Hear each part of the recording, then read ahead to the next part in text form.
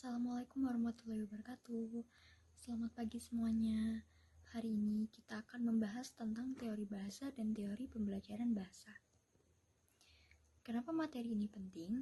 Karena dengan memahami teori bahasa, kita tahu bagaimana bahasa terbentuk dan digunakan oleh manusia. Sementara teori pembelajaran bahasa membantu kita memahami bagaimana seseorang bisa belajar bahasa, baik bahasa ibu maupun bahasa asing. Jadi, dua teori ini saling berkaitan dan sangat bermanfaat, terutama bagi guru maupun pelajar bahasa. Teori bahasa adalah kerangka atau landasan ilmiah yang menjelaskan hakikat bahasa, cara bahasa bekerja, serta peran bahasa dalam kehidupan sehari-hari. Ada beberapa teori besar yang perlu kita pahami. Yang pertama, strukturalisme. Tokohnya Ferdinand de Saussure.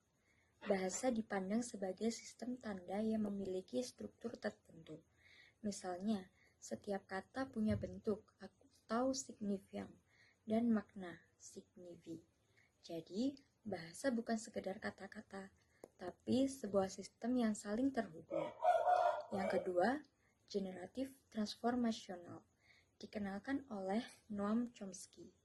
Menurut teori ini, manusia memiliki kemampuan bawaan untuk berbahasa, yaitu disebut Language Acquisition Device atau LAD. Itu sebabnya anak-anak bisa belajar bahasa dengan cepat, meskipun tidak diajarkan secara formal. Yang ketiga, fungsionalisme. Bahasa dilihat dari fungsi sosialnya. Intinya, bahasa adalah alat komunikasi untuk menyampaikan makna. Contohnya, kita menggunakan bahasa untuk memberi informasi, bertanya, menolak, atau menyetujui sesuatu. Yang keempat, ada pragmatisme. Teori ini menekankan bahwa makna bahasa sangat bergantung pada konteks. Misalnya, kata dingin bisa bermakna berbeda. Kalau di restoran, mungkin berarti minuman. Kalau di ruangan berarti suhu.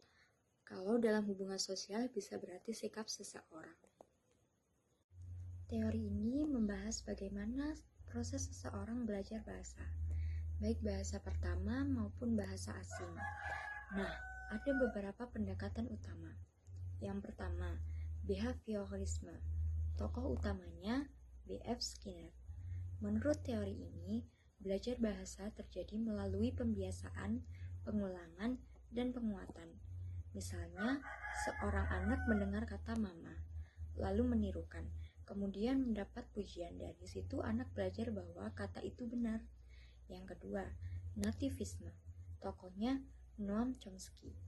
Menurutnya, manusia lahir dengan kemampuan alami untuk berbahasa. Jadi, anak-anak tidak hanya meniru, tapi memang sudah memiliki perangkat bawaan untuk menguasai bahasa. Yang ketiga, kognitivisme, dikemukakan oleh Jean Piaget. Teori ini menyatakan bahwa bahasa berkembang seiring dengan kemampuan berpikir. Misalnya, anak tidak bisa menggunakan kalimat yang rumit sebelum ia mampu memahami konsep berpikir yang lebih abstrak. Yang keempat, interaksionisme. Tokohnya Lev Vygotsky. Bahasa berkembang karena adanya interaksi sosial.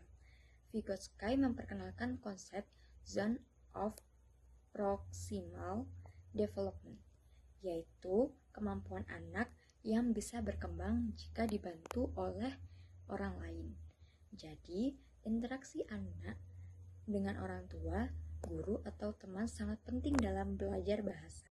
Dari pembahasan tadi, kita bisa menyimpulkan bahwa teori bahasa menjelaskan tentang hakikat, struktur, dan fungsi bahasa.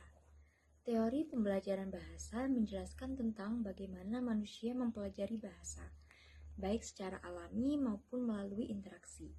Keduanya sangat penting untuk dipahami, khususnya bagi kita yang belajar bahasa maupun yang ingin mengajarkan bahasa.